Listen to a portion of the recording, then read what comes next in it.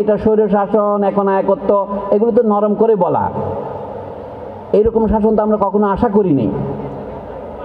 ধরা যাবে না, ছোঁয়া যাবে না, বলা যাবে না কথা, রক্ত দিয়ে পেলাম শালার মরার স্বাধীনতা, এটা লিখেছেন আবু সালে বলে একজন ছড়াকার। কবে? 1972 সালে, আজকে নয়। 72, 73, 74 এই ছড়া আমরা আড়াতাম। ধরা যাবে না, ছোঁয়া যাবে না, বলা যাবে না কথা, রক্ত দিয়ে পেলাম শালার মরার স্বাধীনতা। উনি এখনো বেঁচে আছেন, আবু সালে সাহেব।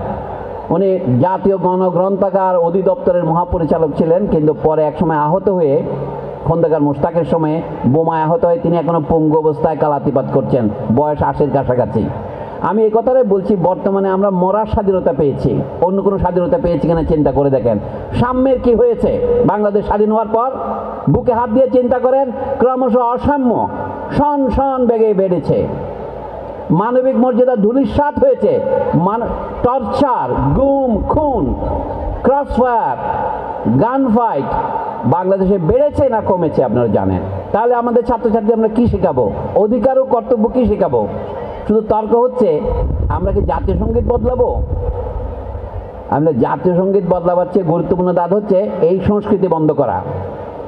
বিনা বিচারে, সে যদি আপনার পরম শত্রু হয় তাকে বিচার করেন। যেটাকে এখন মব জাস্টিস বলা হচ্ছে, এটাও কিন্তু ন্যায়ের বিরোধী।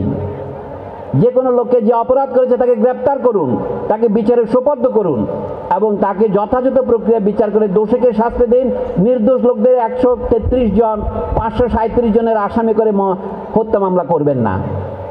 তাহলে আপনি আবারও শহীদ ছাত্রদের রক্তের সাথে বিশ্বাসঘাতকতা করবেন যদি আপনি নির্দোষকে শাস্তি দেন এবং দোষীকে ছেড়ে দেন। এই সংস্কৃতির কিছু কিছু শুরু হয়েছে। শুধু বলি, আমি বললে আপনারা কেউ বিশ্বাস করবেন না, আমার কোনো ক্ষমতা নাই, আমার কথা কেউ শুনবেও না।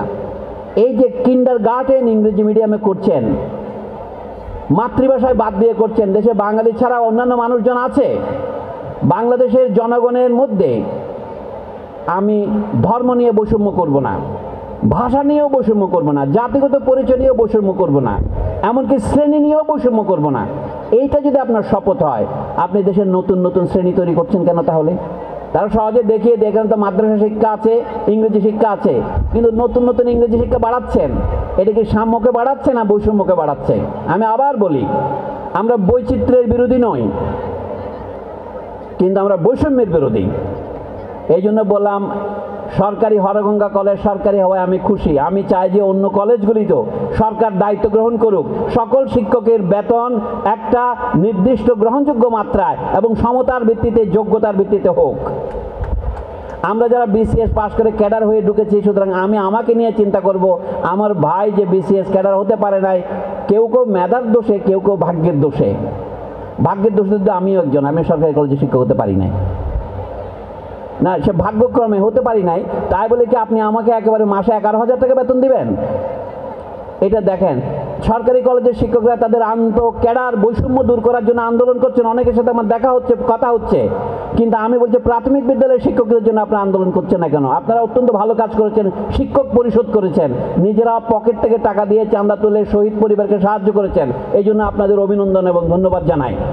কিন্তু দেশের সমস্ত শিক্ষকের মধ্যে একটা ঐক্য থাকবে না কেন?